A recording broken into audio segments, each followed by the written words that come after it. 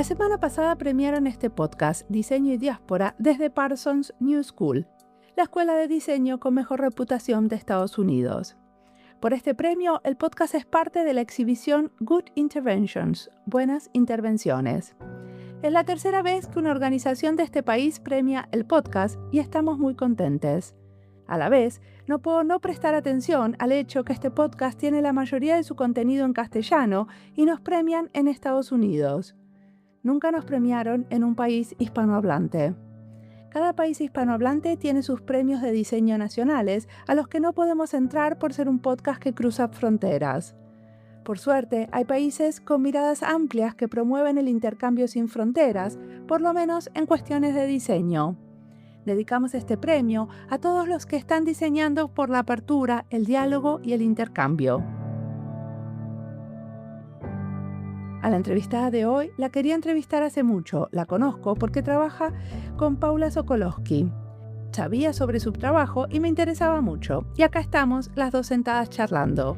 Daniela Fiorini es una investigadora y profesora de semiótica argentina. Ella nos cuenta en esta entrevista sobre su investigación centrada en películas y género. También hablamos del discurso que tienen los objetos diseñados, lo que comunican que nunca es una sola cosa, sino varias, y parte de su práctica es cruzar la investigación con sus clases y nos va a contar cómo pasa y en qué ámbitos. Mi nombre es Mariana Salgado, esto es Diseño y Diáspora.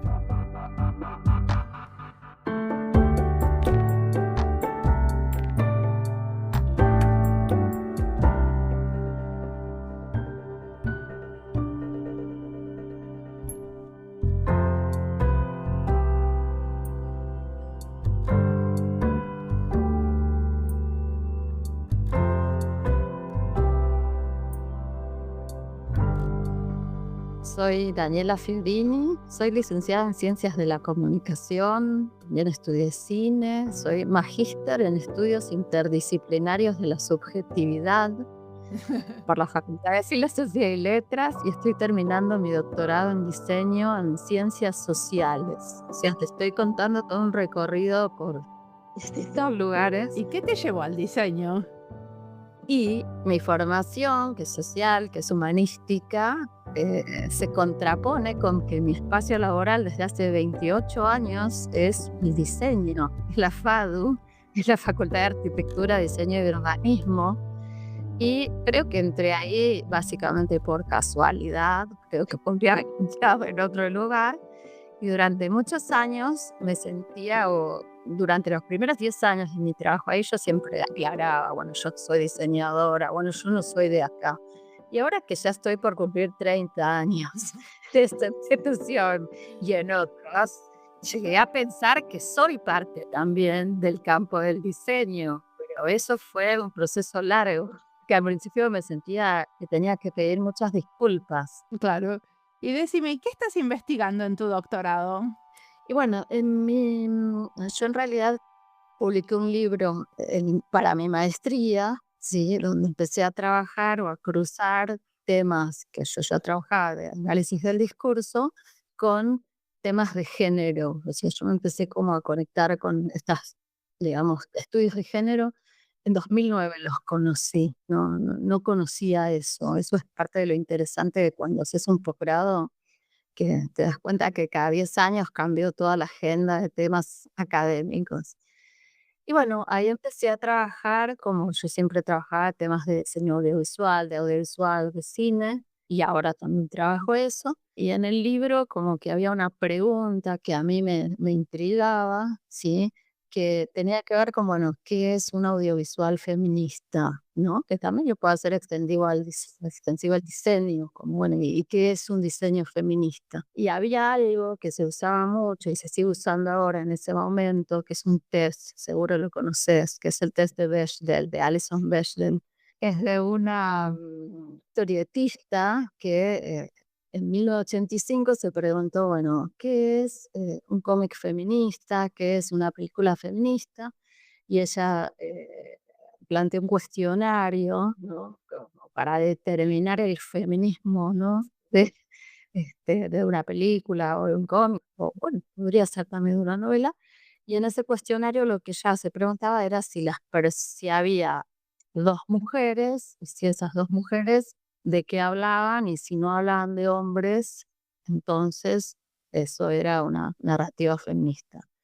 Y a mí me llamó mucho la atención, porque para mí estaba buena esa pregunta. Es verdad que todavía ahora muchas películas no lo pasan a este test, mucha gente se fija en esto, pero estaba súper centrado en los diálogos, o sea, no había nada que tuviera que ver con lo visual, ni con lo audiovisual, ni con... Era algo centrado en de qué hablaban, si hablaban de hombres o si hablaban de otro tema. Entonces eso me intrigó mucho porque todavía lo veía vigente, ¿sí? A ese tema. Y yo me quería preguntar, bueno, del audiovisual o de lo que yo entiendo que es el diseño audiovisual, no, digamos, el que hablan los personajes solamente, aunque eso me parece importante, sino también cómo se construye un punto de vista feminista. Y ahí me encontré con otro tema que también es bastante común y hasta te diría muy difundido y muy polémico también para mí, que es que también se pensaba y se sigue pensando que un diseño feminista o no sé, una narrativa feminista o un audiovisual feminista son feministas si los hace una mujer. Y eso también me parecía súper problemático porque a lo mejor no todas las mujeres son feministas. Entonces, no me parecía una condición como suficiente para determinar el feminismo o no de algo. Y también me pregunté, ¿realmente hay algo que regule o que nos permita decir esto es o no es, o esto tiene o no una perspectiva de género? Y bueno, en este objeto de estudio, que es el diseño audiovisual, mis preguntas tenían más que ver con, bueno, una narrativa feminista, no tanto por la identidad de quien lo produce, no sé si es hombre, mujer, si es una diversidad, no le pregunto eso, pero sí le pregunto y sí me importa si puede reproducir el punto de vista, por ejemplo, de una mujer en la narrativa o cómo escucha esas cosas o si puedes de los recursos audiovisuales reconstruir esto. ¿Y cómo hiciste esa investigación? ¿Cómo hiciste, como Mm, tuviste algunas películas como casos de estudio? claro, sí, sí, sí, sí. Todas mis investigaciones son sobre casos, no son investigaciones teóricas abstractas. Sí, me interesa mucho la teoría. Estudié casos, ¿Y entonces cómo dije, los uy, elegís voy esos a... casos? Y bueno, elegí, eh, tomé un marco temporal. En ese momento yo la investigación la había empezado en 2009, o sea que estudié hasta 2015. Ahí sentí que tenía que hacer un corte porque ahí se vino lo que, bueno, la famosa cuarta ola de feminismo. Pero ahora te estoy contando en el libro, dije, voy a cortar acá, voy a estudiar hasta acá y estudié hasta un momento y empecé a tomar películas que a mí me parecían que podían reconstruir, digamos, el punto, había narrativas con mujeres y que podían construir cómo miraban esas mujeres, cómo escuchaban también y qué emociones circulaban ahí. Tomé, no sé, un típico caso, les decía Martel, me parecía que no lo podían no tomar. ¿Son películas todas argentinas? Todas argentinas, todo Ok. mi objeto de estudio es argentino, me parece importante. Y también tomé para como un poco demostrar que no había una perspectiva tan esencialista, una película dirigida por un hombre, que era La Patota, de Santiago Mitre, que a su vez era una remake. Me interesaba ahí decir, bueno, puedo encontrar también una perspectiva feminista acá. Es posible, no lo veo imposible para nada. Eso es parte de un debate y bueno, una vez presenté este tema en un congreso y me lo criticaron fuertemente, pero bueno, esa es la gracia también. ¿Por qué te lo criticaron? Porque me dijeron, si esta película que estás presentando no está dirigida por una mujer, no es feminista. Y esta persona se levantó y se fue. O sea que es un tema fuertemente urticante. Bueno, pero son criterios, ¿no? O sea, vos armaste tu propio criterio para hacer tu Yo lo tesis. justifiqué y lo expliqué, y bueno, dentro del discurso, por ahí a mí lo que me importa no es tanto quién produce ese discurso, sino cómo se construye audiovisualmente ese discurso. Perfecto. Pero me dio unas portazo, me pareció divertido, dije, acá hay algo, o sea, si molestó tanto.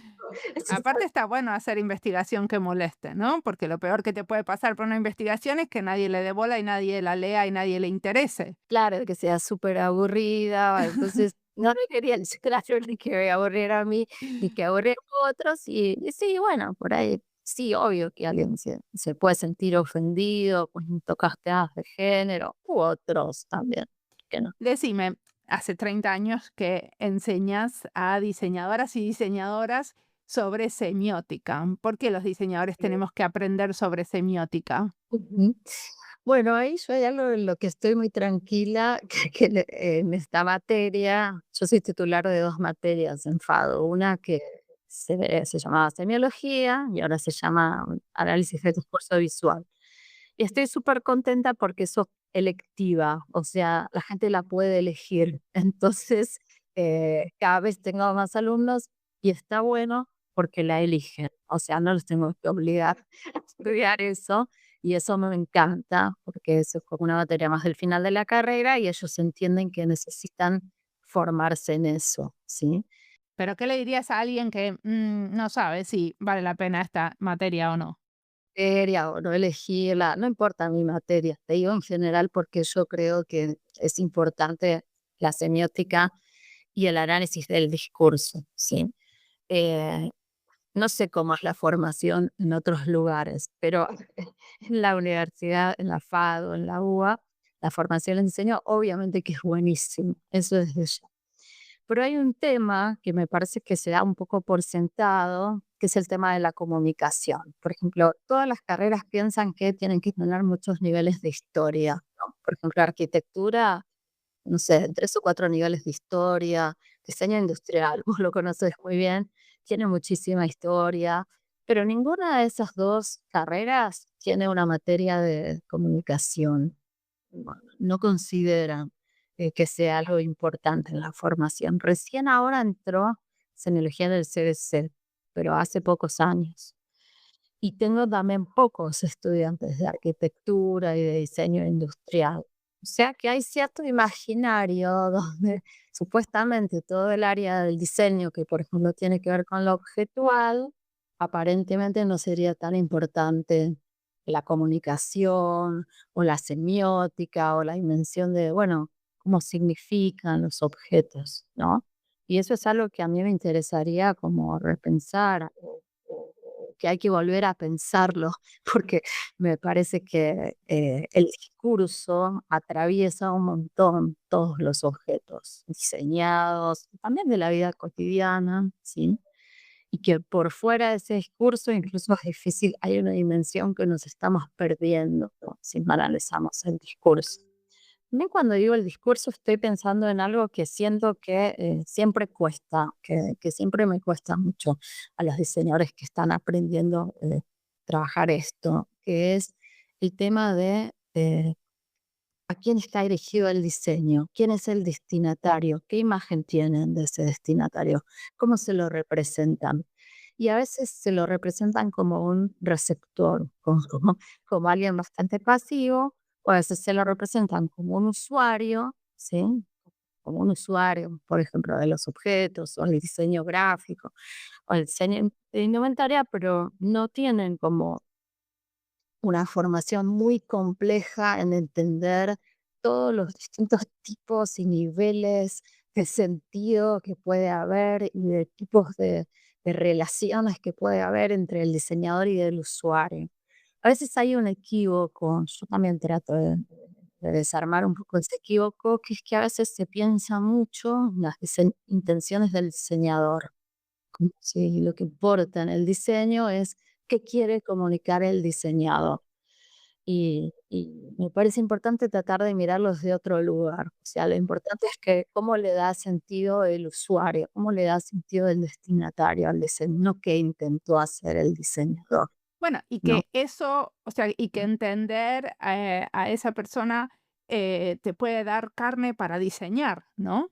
Que eso no es Exactamente. solamente algo que está bueno entender como a nivel teórico, sino que eso es lo que enriquece a un diseño.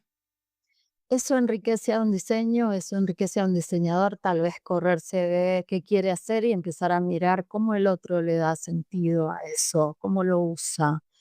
Incluso usos no previstos por el diseño son los más interesantes también, ¿no? Sí, el diseño en uso, ¿no? Que le dicen. Claro, me interesa, obvio, esto se puede conectar, o sea, para mí la semiótica se conecta un montón con un diseño centrado en el usuario, con un montón de corrientes del diseño que hay ahora, que aparentemente ahora se está pensando en el usuario. Yo siento que la semiótica hace años que está pensando en este destinatario, en cómo caracterizarlo. Es muy compleja esta caracterización.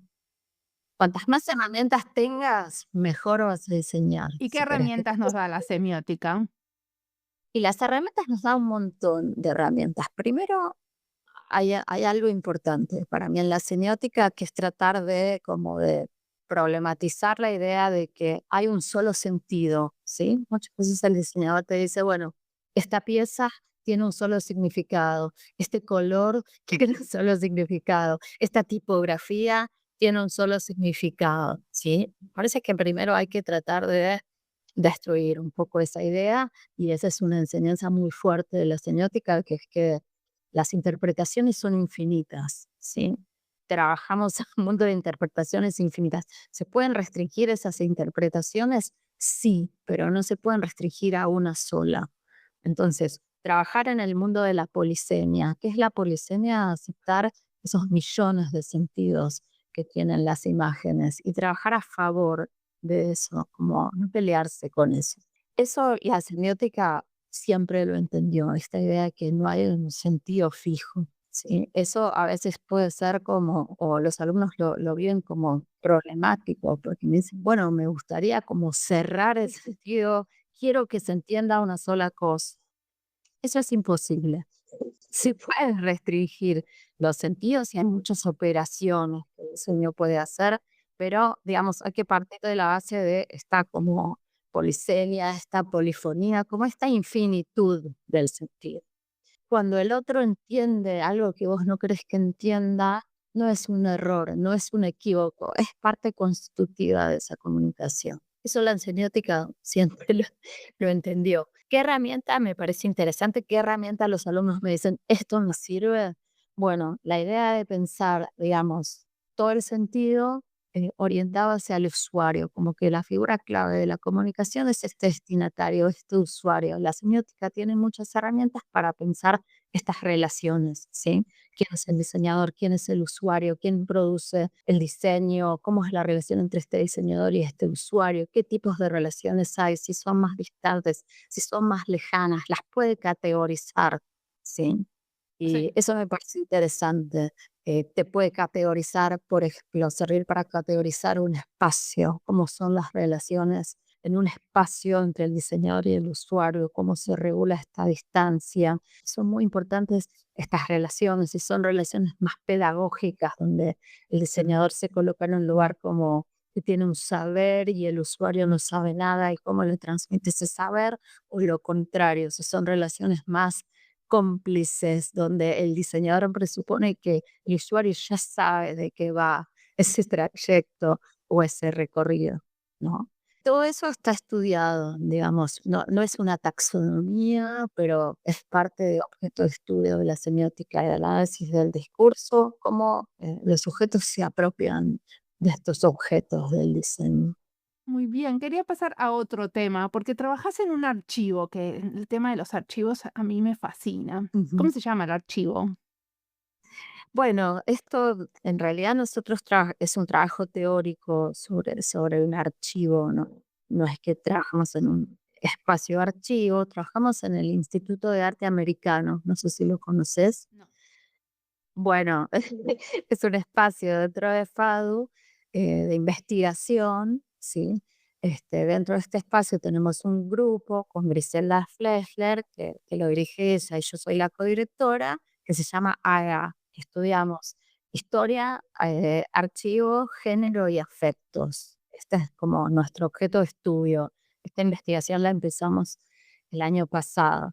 Nos parece interesante porque, bueno, no había un espacio que estudiara género, y menos que menos el tema de los afectos, que también nos parece un tema súper interesante que ¿Y eso se relaciona con el diseño o está más enfocado en el arte. Se relaciona la cultura visual, ¿sí? Porque en un momento lo íbamos a cerrar al diseño y después dijimos, bueno, también lo podemos abrir a la cultura visual. Por ejemplo, podemos estudiar, no sé, fotografías, que es un espacio de archivístico muy interesante, que por ahí no entra estrictamente dentro de la categoría diseño. Viste que a veces la categoría diseño es toda una discusión, qué es diseño y qué no es diseño. Para muchos el arte no es diseño.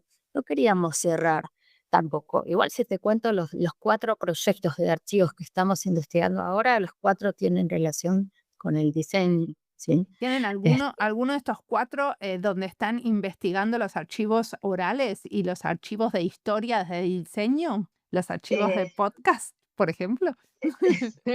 Todavía no, pero podría ser algo interesante para estudiar, ¿no? Y a mí me parece muy interesante porque justamente ese es un archivo que tenemos los podcasteres de diseño y que ahora muy pocas instituciones públicas se hacen cargo de esos archivos. Entonces yo a eso lo veo como problemático. Claro, como dónde se depositan esos archivos, dónde van a quedar, dónde se van a almacenar, quién nos va a consultar. Ese es un tema súper interesante, sobre todo en la sociedad contemporánea, donde se produce más información de la que se consume. ¿Ni con qué criterios? Digo que el afecto y el género también tienen que ver en dónde ponemos el límite de qué es lo que vale la pena archivar y lo que no.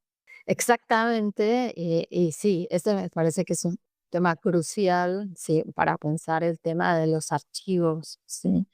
Esos énfasis, ¿dónde los ponemos? Hay varios proyectos que estamos estudiando ahí. El Contame mío es uno, un porque no nos va a dar el tiempo proyecto. para los 4, pero contame el que más te No, no, apasione. no, pero igual solo te digo que uno de estos proyectos es sobre, no, nada más te tiro títulos sobre el Museo Moderno y sobre la indumentaria en el Museo Moderno, que se archiva o no de diseño de indumentaria, que hay otro que tiene que ver con las representaciones gráficas en las pericias forenses, cómo se representa el cuerpo de estas pericias forenses, y esto es algo que pasa en Argentina, no creo que pase de otros países, o no sé, hay que investigarlo, es que se representa con categorías binarias. Por ejemplo, cuando hay un travesticidio, no hay un modo gráfico de representación que no sea ni femenino ni masculino.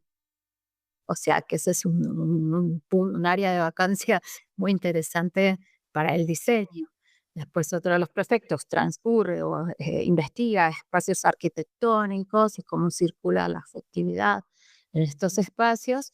Y el que dirijo yo tiene que ver con cómo se analiza un género del audiovisual, que es el policial, que, bueno, después si querés eso te lo cuento más detalles porque es el que dirijo yo, y analizo cómo esos géneros son atravesados por discursos feministas, que se ven esos cambios. Sí. Así que son muy variopintos nuestros análisis de ¿Y cómo se archivos. ven los cambios en el género policial? Policial te referís a películas, supongo. Sí, a películas, pero también podemos analizar series y compararlas. También para mí ya eso un poco obsoleta, yo pienso esto, la diferencia entre películas y series, aunque para muchos es algo crucial, cada vez se está volviendo como más difusa, ¿no? Bueno, también hay policiales que son Claro. podcast También hay policiales que son o podcasts y que libros. son súper exitosos, son libros. Ya el tema de los soportes, bueno, es muy, las narrativas transmedia atraviesan todos los medios y soportes, ¿no? Pero sí lo que me interesa y que yo, no sé si vos consumís o no, el policial nórdico, que yo te asocio como Las que lo series nórdicas conoces. policiales no consumo. Bueno, pero en las series Sé que son muy nórdicas populares porque la gente me las nombra, pero no es lo mío. a mí me encantan, siempre me encantaron los policiales. En las policiales, no sé, norteamericanos o nórdicos, en la segunda ola del feminismo o en la tercera, había miles de policiales protagonizados por mujeres. Quiero decir que la mujer detective o investigadora era algo súper crucial. En los audiovisuales de Argentina eso tardó muchísimo tiempo en pasar, ¿sí? quizás porque, bueno, hay una historia más complicada con la policía, etcétera, tardó mucho en que en el género policial metieran mujeres. Entonces, esto apareció hace poco y de hecho cuando iniciamos la investigación dijimos, no sé si la vamos a poder hacer porque por ahí hay muy pocos casos, empezamos a encontrar más y empezamos a encontrar que casi todos estos policiales protagonizados por mujeres, que no eran tantos, ¿sí? Aparecía todo un tema con los paisajes, una conexión con los paisajes que ya estaba trabajado en el policial nórdico, donde el paisaje era como el protagonista de la trama, y encontramos cosas muy interesantes relativas a cómo se construía este personaje de la investigadora mujer desde el diseño de indumentaria, desde la corporalidad, desde la afectividad, no solo desde la trama, ¿sí?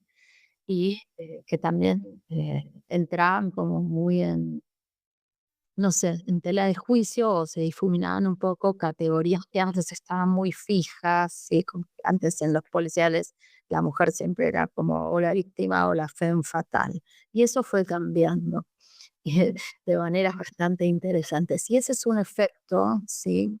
Para nuestra investigación de la última ola de feminismo, de qué pasó acá, y de cómo empezó a afectar ciertas narrativas muy populares, como puede ser el policial.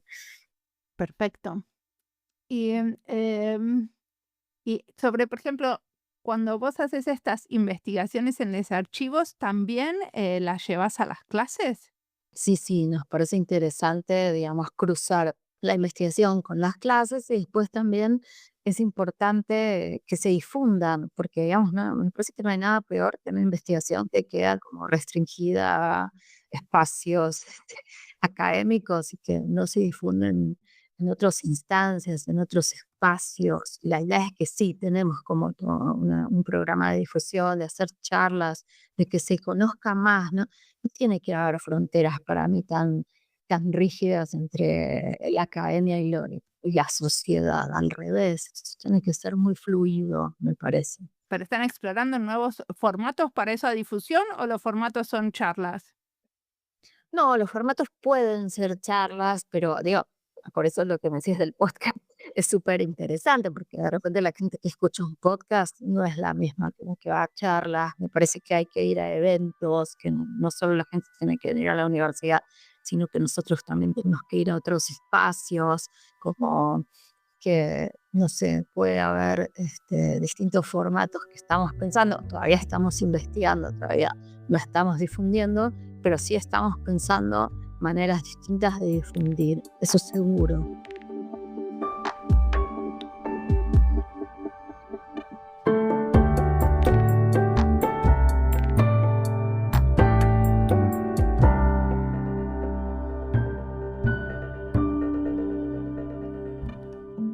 Esta entrevista es parte de las listas Argentina y Diseño, Feminismo y Diseño, Investigación en Diseño y Educación en Diseño.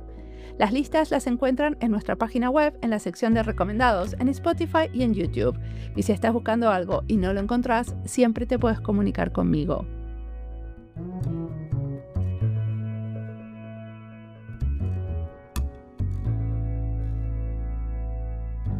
A Paula Sokolowski, con la que también hablamos de semiótica, la entrevisté en el episodio 396.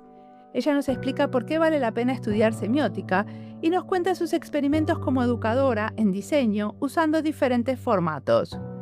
Creo que este es un buen episodio para escuchar después de esta charla con Daniela, porque de alguna manera lo que cuentan se complementa. ¿Saben que ya tenemos más de 70 episodios donde hablamos de diseñar teniendo en cuenta el género? ¿De diseño feminista? Al principio encontraba aisladamente gente trabajando con el tema y de a poco se fueron sumando. Una manera de hacer diseños para todos es tener en cuenta las cuestiones de género. Por eso estoy orgullosa que esta lista tenga ya tantos episodios. Sigamos escuchando a Daniela, que tiene muchísimo más para contarnos.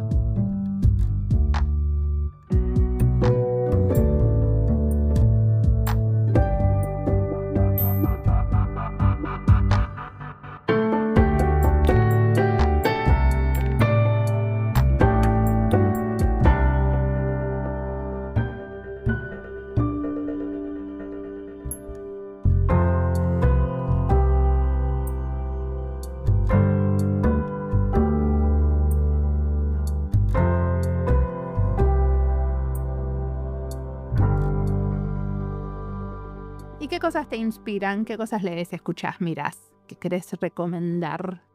Varias cosas. Hay un autor que a mí me gusta mucho que es Paolo Fabri, un semiólogo italiano. Él estudia algo que se llama el giro semiótico y algo que se llama retórica de las pasiones. ¿Por qué me interesa eso? ¿Cómo entiende él las pasiones? Para él la pasión es como la reacción a una acción, nada más que eso. O sea que pasiones es un término re amplio. Y a él le sirve para estudiar mucho, para pensar que el territorio de la semiótica no es solo un territorio, no sé, de la racionalidad, mucha gente lo piensa así, sino que para pensar también que la semiótica estudia el cuerpo, que estudia las emociones. El tema que él llama el giro emocional, es algo que a mí me interesa un montón investigar, ¿sí? O sea, cómo el diseño está investido por emociones. No es algo que solamente lo estudia Paolo Fabri, ¿sí? También me interesa mucho Saga Ahmed, esta autora feminista que analiza también el tema de lo que ella llama la política cultural de las emociones, ¿sí? Esto es interesante porque ella trata como de desarmar la idea de que emoción es algo opuesto a razón, ¿sí? O de que femenino es algo opuesto a masculino, desarma como estos binarismos y trata de pensar cómo circulan las emociones a un nivel social, no solo individual, ¿sí? Y le interesa mucho, digamos, cada capítulo de su libro está centrado en una emoción. Por ejemplo, una emoción que a ella le interesa mucho trabajar es el odio, que es una emoción que circula mucho, hoy en día hablamos mucho de discursos de odio, es una emoción social, es una emoción que también está diseñada para circular así. Entonces me parece una dimensión como muy interesante porque a mí me convoca, me sirve para pensar la actualidad. También trabaja la vergüenza, digamos, emociones a veces muy asociadas a las mujeres, cómo circula la vergüenza, cómo se construyen distintas sociedades. Lo estudia, por ejemplo, en Australia, lo estudia en Gran Bretaña, es inglesa. Cómo pensamos el otro desde esas emociones, cómo se excluye o se excluye al otro. Son temas de las ciencias sociales, pero también se incluyen, o yo los pienso también en relación a temas del diseño. Me interesa también el diseño emocional, me interesa Donald Norman, ¿sí? Me interesa cómo piensa él esta dimensión emocional de los objetos, ¿sí? En muchos sentidos, negativos y positivos, podemos estar hablando del odio, digamos, desde un diseño se puede construir el odio, o podemos hablar de, no sé, de la nostalgia. No sé si llegaste a ver esta muestra que se hizo en el Malva en 2023, que se llamó Del cielo a casa. Era una muestra de Fundación IDA donde lo que exhibían era una gran cantidad de objetos que habían como marcado de alguna manera la historia argentina. Gente de mi generación, a mí me emocionó un montón porque vi objetos que ya me había olvidado que existían, ¿sí? Como de un packaging de galletitas Rhodesia o merengadas, a ver el Ciardistela, ajá, no sé, el BKF, pero objetos de la infancia que no veía hacía mucho y toda la gente que veía la muestra fue en el Malva estaba como súper emocionada, como fue algo muy, muy compartido, estaba muy diseñada para generar esa emoción, esa nostalgia, esa idea como retro de esos objetos, esos afiches que ya te habías olvidado, ¿no? Entonces, eso fue también una acción de diseño que tenía que ver con el espacio, que tenía que ver con los objetos y que ponía las emociones en un lugar como muy crucial.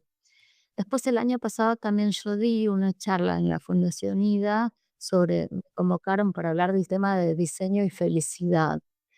Y había como una cápsula de diseño donde había piezas que también eran como muy movilizantes porque tenían mucho que ver con diseños de los 80 de la primavera democrática, cosas que yo había visto pero ya me había olvidado. Por ejemplo, una invitación eh, a un boliche, al Morocco, que emulaba como una especie de gelatina instantánea. Sí, y muchos diseños que había hecho Alejandro Ross, que eran muy irónicos, que tenían una dimensión muy lúdica. Entonces, me parecía muy interesante, digamos, qué de esos objetos, diseños de Trochman Churba, de la indumentaria, ¿por qué generaban felicidad? ¿Qué conexiones podíamos hacer? Y de nuevo, no todos los destinatarios, seguramente los que teníamos una cierta edad o que habíamos vivido esa época, ¿cómo podíamos conectar con nuestra biografía esos objetos, ¿no? Y Eh, en la materia que vos tenés, se me ocurre preguntarte, ¿trabajan también con emociones? O sea, ¿diseñan teniendo en cuenta estas emociones? ¿O es una materia donde analizan más casos de otros que, o sea, usan las emociones como parámetro para analizar en vez de para diseñar? Nosotros, digamos, hay muchas materias como proyectuales donde hay posibilidades de diseñar cosas y como que esta es una materia de análisis, no diseñamos nada y esa es parte como de la premisa, ¿no? Pero la idea es que, digamos, todo este estudio, todo este análisis después sí se pueda volcar al diseño, porque, digamos, si es una materia teórica que después va a quedar en la teoría, la verdad que no me parece interesante. O sea, si la teoría no entra como una dinámica con la práctica, y si no se empiezan a unir teoría y práctica, ¿Y hacen colaboraciones para que eso suceda? O sea, ¿haces colaboraciones con materias proyectuales? esa sería como la mejor idea, me parece a mí, ¿no? Que todas las materias estén como totalmente integradas. Nosotros cuando hablamos, las últimas veces que hablamos de la reforma del plan de estudios, lo pensábamos así, ¿no? Como que hubiera temas que fueran circulando por distintas materias y etcétera. No sé si todavía eso se implementó, pero sí, la idea es tratar de hacer puentes y redes con otras materias, porque si no, si cada materia es un mundo, no, para mí no funciona. Igual creo yo que digamos, no sé qué pensás vos, pero que nosotros, o al menos cuando yo fui a la FADU, que eran las 90 las materias teóricas y las materias prácticas eran mundos desconectados, ¿sí? Estaban como muy desconectados. Bueno, Creo cuando yo que, estudiaba era así, yo te pregunto a vos porque ah, no estoy en la FAU. claro, pero no sé si te acordás que estaban desconectadas las materias Sí, teóricas y las materias por prácticas. eso pregunto. Claro, me parece que ahora algo de eso avanzó, sí, que algo de eso mejoró y que me parece que también parte de eso era que los diseñadores que, digamos, terminaban la carrera de diseño no volvían a la facultad en general. Y ahora hay un montón de posgrados que son espacios de formación de también quienes dictan materias, por ejemplo, proyectuales, se van formando teóricamente y después llevan todos esos procesos y esas teorías también las llevan al taller, como que eso favorece también mucho los intercambios entre las distintas materias que son las conexiones en los espacios de posgrado y también la investigación, que ahora hay mucha más investigación de lo que había, creo yo, hace años. De hecho, igual hay un tema que es que en la formación de los diseñadores no está la escritura académica, y viste que casi todas las tesis son escritas. Entonces, ahí también hay algo que hay que trabajar, o creo que se está trabajando, ¿sí? Yo doy clases en DICOM, que este es posgrado en diseño y comunicación, y lo primero que me dicen es, bueno, no sé si voy a poder escribir una tesis porque nunca escribí nada. Y son profesionales, pero muy súper importantes, que hicieron montones de cosas y están como muy disociados todavía, como la academia y el diseñador que está en su estudio y diseña objetos como si fuesen dos cosas disociadas, cuando en Bueno, pero realidad hay también eso tiene que ver como, por lo menos como planteamos carreras que están muy basadas en el dibujo, ¿no? Como no claro. pensamos que bailar o escribir puedan ser herramientas para los diseñadores o escuchar. Claro, y eso me parece que sí, que eso hay que repensarlo, que hay que integrar mucho más, y la formación tiene que ser como mucho más amplia y más interdisciplinaria, por eso creo que la semiótica también sirve, esta formación interdisciplinaria, creo que todo sirve, no se me ocurre algo que no. Y creo que también en este futuro, pues hablaba de eso, donde la inteligencia artificial, en teoría, podría suplir algunos roles del diseñador. Es fundamental este diseñador eh, que puede generar un discurso, que no es un operador solamente. O sea que vos crees que no va a suplirnos. No, yo, o sea, mi No me quedó mirada, claro lo que pensabas, por eso te pregunto de vuelta. no, yo creo que tengo una mirada muy ambivalente con la inteligencia artificial y cuanto más la investigo, más ambivalente es la mirada que tengo, ¿sí? No tengo una mirada cerrada todavía porque siento que la tengo que conocer más, pero tengo una mirada,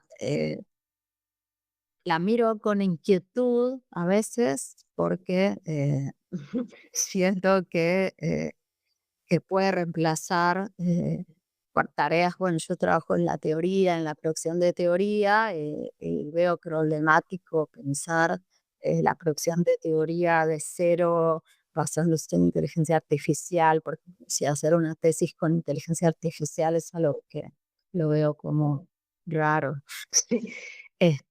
Por otro lado, creo que también da muchas posibilidades. No sé si me quiero situar en un lugar apocalíptico, también sería muy simple decir es mala.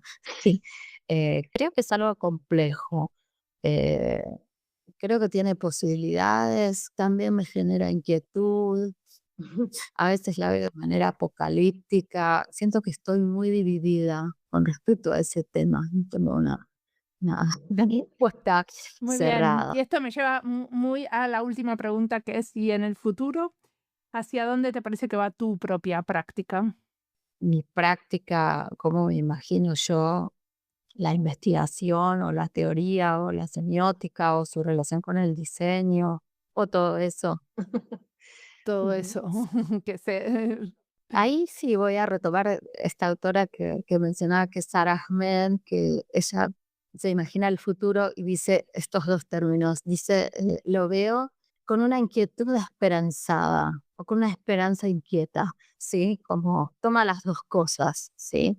No lo ve como un futuro ni totalmente distópico ni totalmente utópico. Se queda como en el medio y dice, lo miro con una inquietud esperanzada.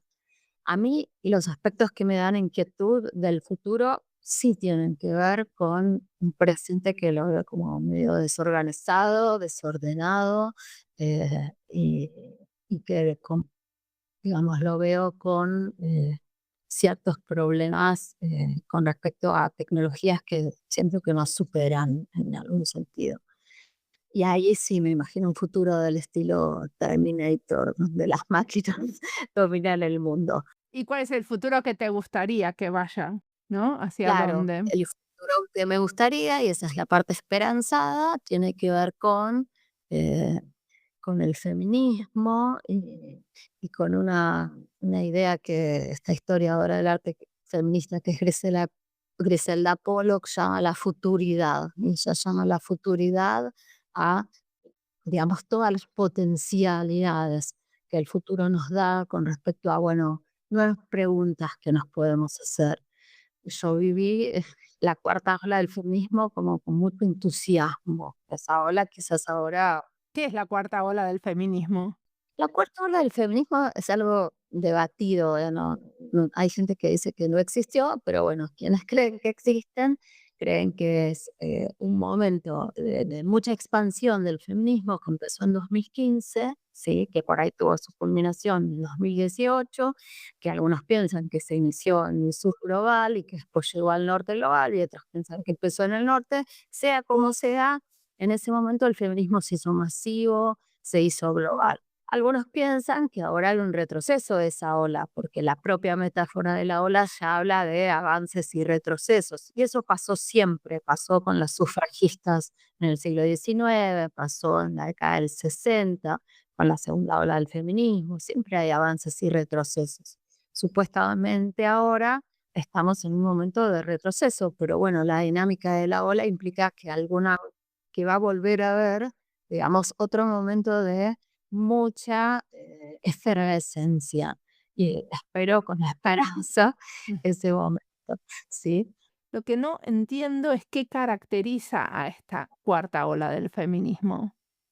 Bueno, perfecto. O sea, supuestamente lo de las olas es una narrativa, es una narrativa. La historia siempre hay que narrarla y cada uno la narra de otra forma, pero hay un cierto consenso en que, no sé, cada ola se caracterizó por una demanda, no sé, la demanda de la primera ola era el sufragio, el voto femenino, ¿no? Eso fue lo que caracterizó esa ola del siglo XIX, principios del XX.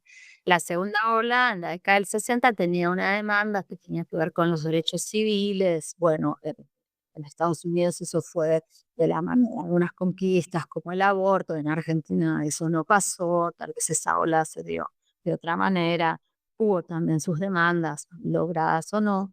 La tercera ola fue una ola más académica, no fue una ola muy masiva, no fue tan popular. Sí, en esa ola sí vamos a encontrar como cuestionamientos a la segunda ola y la idea de integrar al feminismo a otros colectivos, por ahí no binarios, diversidades, ¿sí? Esa idea marcó muy fuertemente la tercera ola, que era la idea de no partir solamente de la idea de femenino masculino, y la tercera ola también fue muy interseccional, porque empezó a integrar al feminismo a minorías que antes no estaban, por ejemplo, minorías étnicas, ¿no?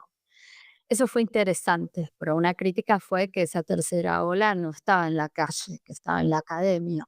La cuarta ola fue esta explosión del feminismo que vivimos a partir de 2015, donde vimos el feminismo en la calle, vimos el feminismo en una generación nueva, la generación de las hijas, ¿no? Que criticaban fuertemente a la generación de las madres, y que aparentemente fue esta ola tuvo lugar en un lugar que no fue solo la calle, sino también en las redes. Eso la diferenció muchísimo de las otras olas, ¿sí? Su carácter de cómo usó los medios, dónde Pero transcurrió la actividad conceptualmente sigue en las siendo, o sea, redes. esta cuarta ola es una ola interseccional. La diferencia entre la tercera y la cuarta es que toma la calle.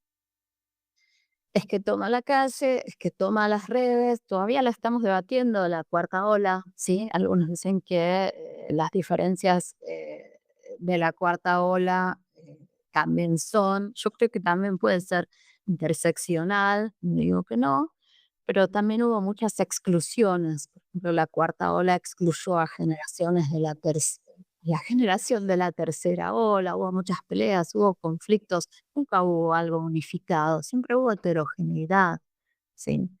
En movimientos tan transversales como puede ser el feminismo, siempre hubo heterogeneidad, nunca hubo consensos, tampoco sé si se van a lograr, ¿eh? Pero sí hubo un consenso que era estas como movimientos, sí, estas, por ejemplo, el movimiento que hubo acá, el aborto unificó a todas las distintas ramas y generaciones, y eso fue algo súper interesante. Entonces, si miramos eso y lo extrapolamos y entendiendo que por ahí no es tal vez el momento de auge de esa ola, pero que hay un montón que quedó de esa ola y todavía lo estamos estudiando y todavía lo estamos debatiendo, y creo yo que no desapareció, ¿sí? Eso sí me da como cierta idea de que en el futuro, así como yo no me imaginé que iba a aparecer esa ola de feminismo ni que la iba a protagonizar, pienso que muchas cosas pueden pasar en el futuro que no nos estamos imaginando, que nos pueden sorprender gratamente.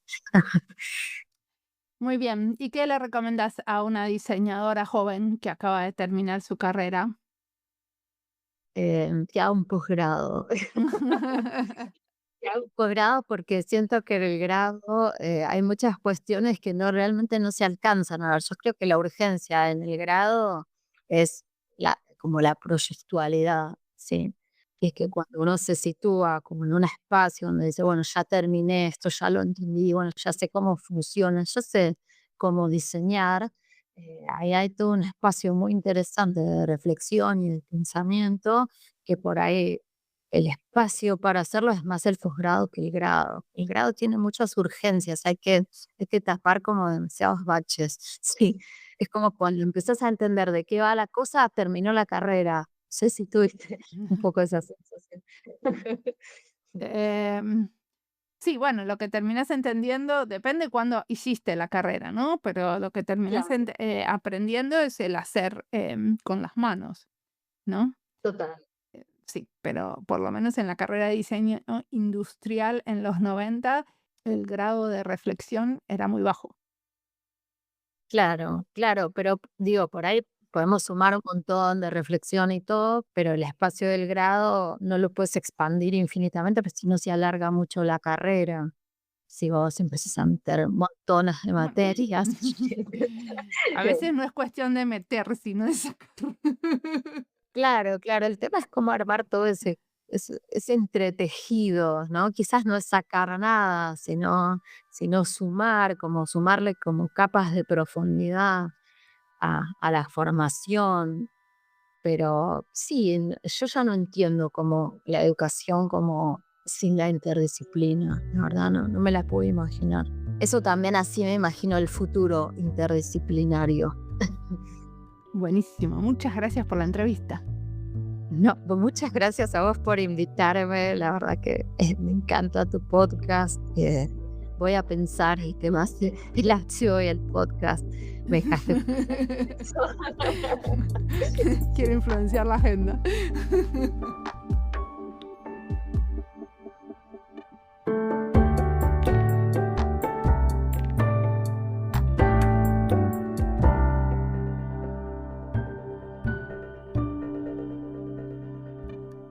Al final de la entrevista, Daniela convoca a estudiar, a hacer posgrados en diseño, maestrías o doctorados. Ella habla de cómo en las carreras de diseño tenemos una pata coja con el escribir, que es una herramienta que podría hacernos mejores diseñadores, diseñadoras más críticas. Para mí escribir es fundamental. De hecho, estas cosas que digo al final y al principio y en el medio, las escribo. No porque no confío en mi poder de improvisación, sino porque confío que si lo escribo sale más claro. El escribir para podcast es un escribir muy diferente que el escribir en artículos académicos. Eso lo hice muchos años y supongo que me limitó la cabeza, pero también me ayudó a ordenar las ideas. Es la práctica que te da hacer un doctorado. Al final, uno escribe mucho, aprende a pensar escribiendo y a escribir pensando. También uso el escribir para pensar en mis cosas y tengo un diario que no es un diario porque escribo cuando necesito, cuando quiero, pero no todos los días. Escribir me inspira, me ordena y me ayuda a diseñar, entre otras cosas, el podcast. Cuando escribo para el podcast, escribo para la oralidad, con oraciones claras, que me surjan fácil, que no se enreden, que transmitan lo que quiero decir con la menor cantidad de palabras posibles, que no parezca falso. Hay miles de cursos para hacer guiones de podcast y quizás alguna vez tendría que hacer alguno. Por ahora aprendo en la práctica, en esto del hacer. Por eso siempre agradezco las críticas.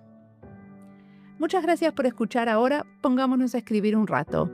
Nos pueden mandar sus comentarios escribiéndonos a nuestras redes sociales. Nos encanta leer lo que nos mandan.